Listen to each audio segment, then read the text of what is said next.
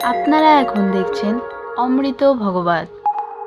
ভগবানের নামে রুচি তখনই হবে যখন কঠোরতা কপটতা আমাদের ভিতর থেকে যাবে, তবে এটি সহজে যাবে না, এটি সহজে যাবে না।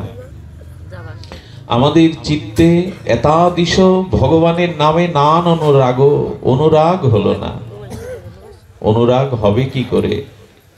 ভগবান শঙ্কর প্রায় সমাধিস্থ থাকতেন, ভগবানের দিব্য নামে তিনি মোহিত হয়ে থাকতেন।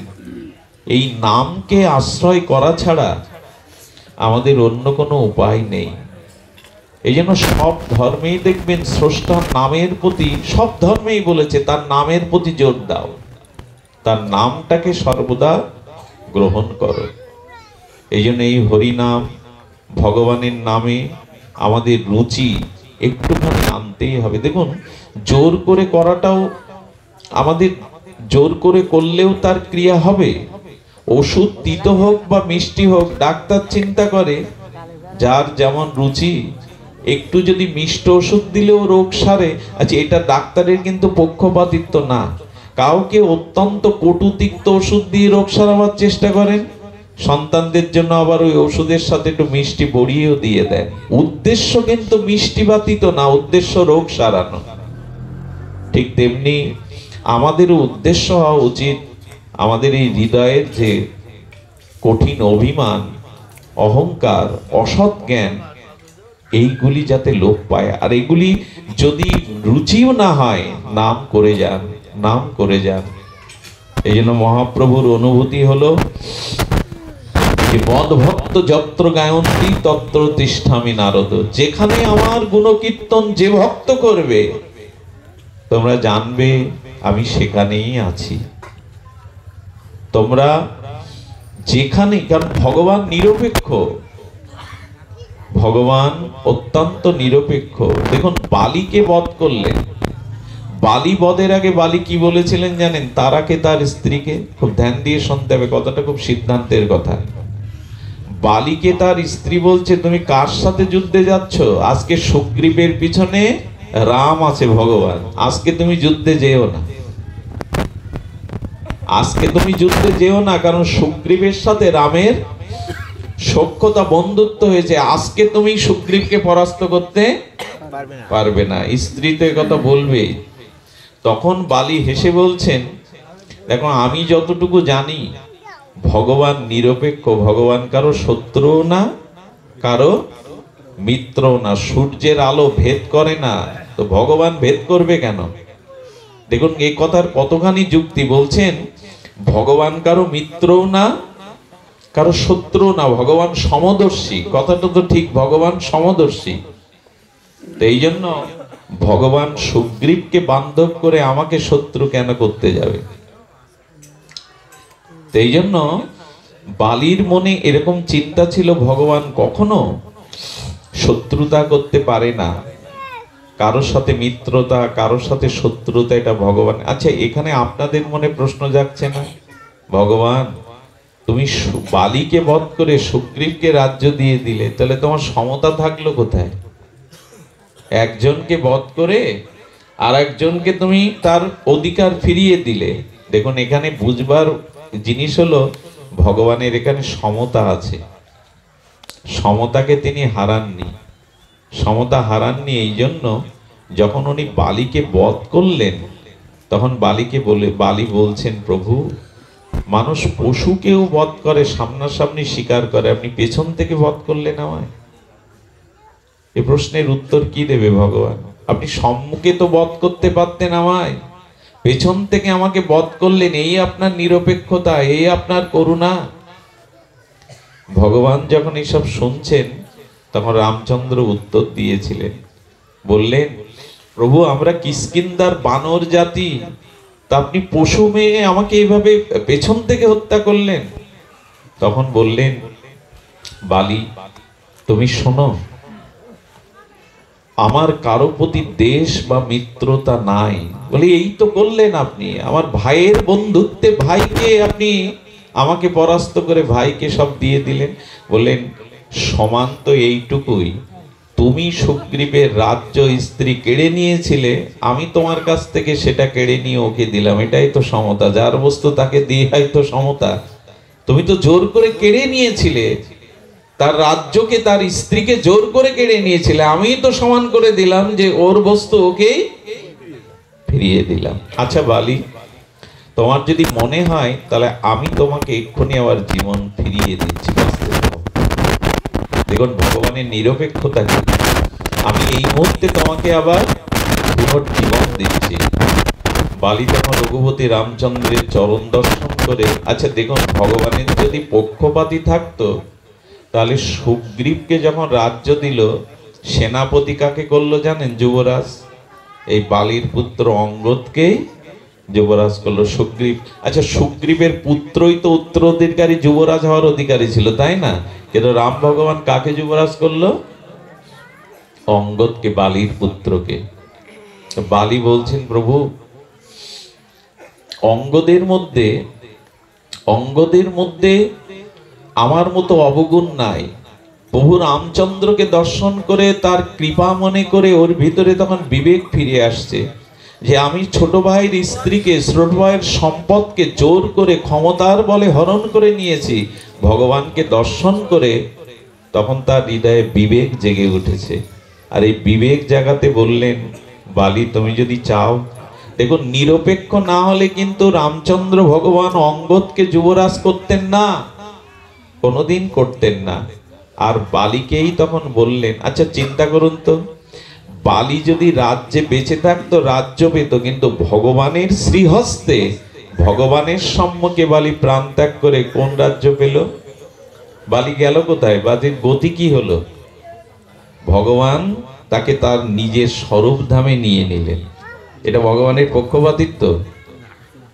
বালিকে বধ করে চিরদিনের মতো তার নিজ ধামে বালিকে নিয়ে নিলেন, পুত্র অঙ্গদকে যুবরাজ করলেন, আর বললেন আমি তোমার প্রাণ ফিরিয়ে দিতে পারি, চাও? বললেন, প্রভু যুগ যুগান্তর যোগী ঋষি মুনিরা তপস্যা করে মৃত্যুর সময় তোমাকে ধ্যানেও পায় না, আর আমি তো চোখের সামনে তোমাকে দেখছি। যুগ যুগান্তর তপস্যা করে মৃত্যুর সময় ধ্যানেই পাই না যোগী ঋষি, আর সম্মুখে রাজীব লোচন তুমি দাঁড়িয়ে আছো। প্রভু আমি গঙ্গার তীরে তোমার চরণে তোমাকে দেখতে দেখতে মৃত্যু কার হয়?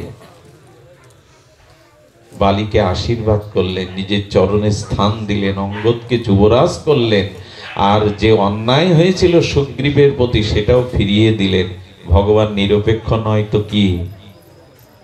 এই জন্য আমাদের জীবনে মাঝে মাঝে আমরা ভগবানের দিকে আঙুল তুলি, তুমি কেন আমার বেলায় এই করলে তাই করলে। তার বিচারে কোনো ভুল নেই।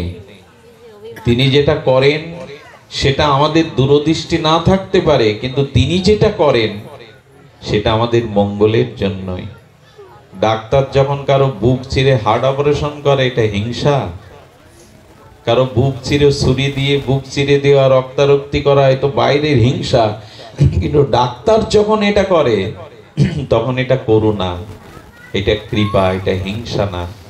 তো ভগবান আমাদের জীবনে যা করছেন তার পেছনে কোনো একটা মঙ্গল কারণ আছে, এটা ভেবে নিলে মনে শান্তি আসবে। বিনা কারণে কিছু হয় না জগতে। কোনো কার্য হতে গেলে তার পেছনে কারণ লাগে। আচ্ছা এই যে আমার গায়ের উন্নি বস্ত্রটা, এর কারণ তো সুতা। সুতা ছাড়া কাপড় হবে?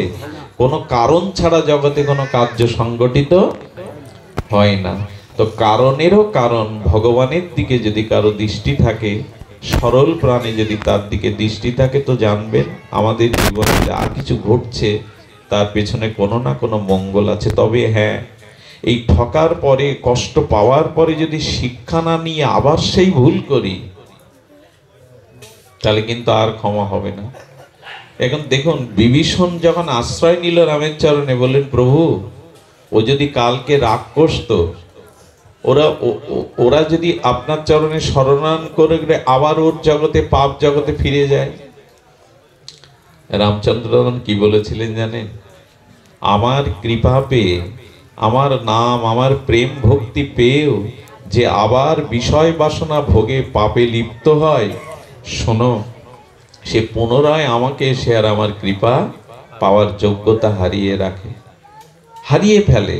এই জন্য আমাদের কিন্তু হরিনামে কৃপা হতো, ভগবত কথায় আমাদের প্রেম ভক্তি পরীক্ষিতের মতো হতো, কিন্তু এখান থেকে ফিরে গিয়ে আমরা আবার ধুলা কাদা অপরাধগুলো জড়িয়ে পরে আবার আসি, এই জন্য হয় না, দেখতে পাই না।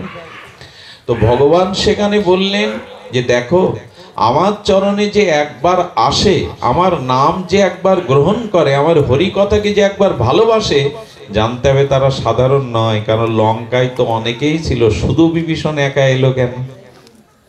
এই গ্রামে তো অনেক মানুষ আছে, সব এখানে নেই। দেখুন ওই পাঁপড় ভাজা খাচ্ছে, কেউ ক্যারাম খেলছে, এই কথাগুলো কিন্তু তাদের কানে যাচ্ছে। আর এখানে কোনো হই হুল্লোড় সামাজিক অনুষ্ঠান হচ্ছে না, ঈশ্বরের কথা হচ্ছে। কিন্তু ভগবান বললেন আমার কাছে আসবার জন্যও তো একটা কৃপা লাগে, সৌভাগ্য লাগে, সবাই পারে না আসতে। এক বিভীষণ কেন আসবে? এক বিভীষণ কেন আসবে? কারণ বিভীষণের স্বীকৃতি আছে। আমি যাকে কৃপা করি সেই এই কৃপা লাভ করে আমার কাছে আসতে পারে। শুধু ভক্তগণ, এই জন্য আসুন, আজকে যেহেতু এই বাড়িতেই যে ঘটনাটা ঘটেছিল, ভগবান শঙ্করের বিগ্রহের তার আবির্ভাব, তাকে প্রাপ্তির দিন, এই জন্য বারবার কেন জানি না ভগবান শঙ্করের দিকে মনে চলে যাচ্ছে। তারপরে শীতের রাত, আসতেও বিলম্ব হয়েছে। আমি ভগবান শঙ্করের কয়েকটি মহিমা কীর্তন করে, যে নাম, এই যে মহিমা আমরা শুরু করেছিলাম, কেন রুচি হলো না, আসুন আমরা সেটা শ্রবণের চেষ্টা করি। শুধু ভক্তগণ, ভগবান শঙ্কর এই ত্রিপুরারই পঞ্চমুখেই ভগবানের রাম নাম করতেন।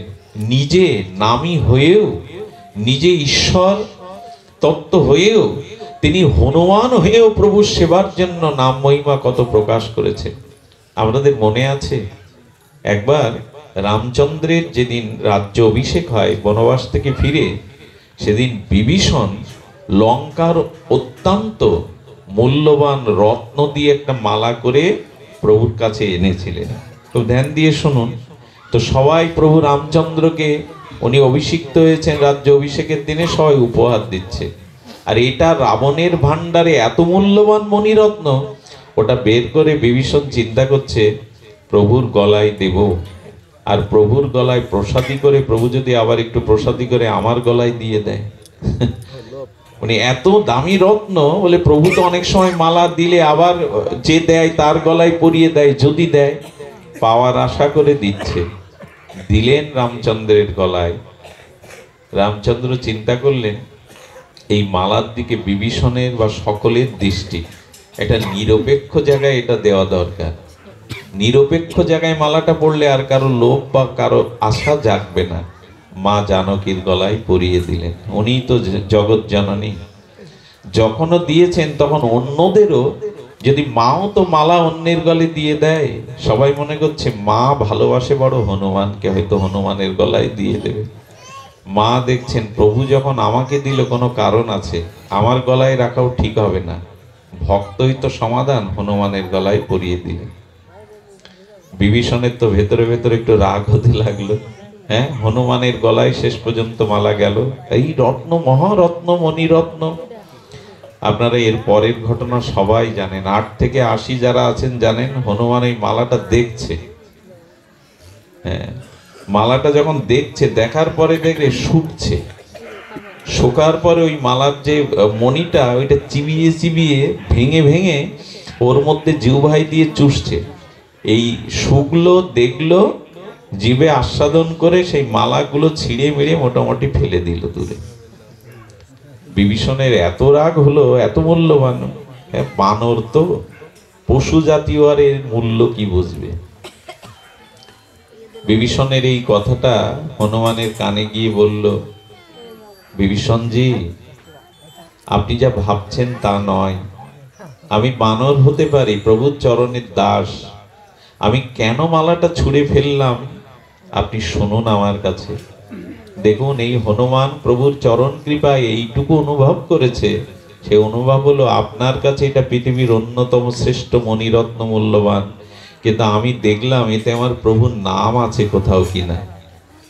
যখন দেখলাম নাম নেই, তখন দেখলাম প্রভুর প্রসাদী গন্ধ এর মধ্যে আছে কিনা, তাও দেখিনি। কারণ প্রভু তো ওটা ওভাবে স্বীকার করেনি।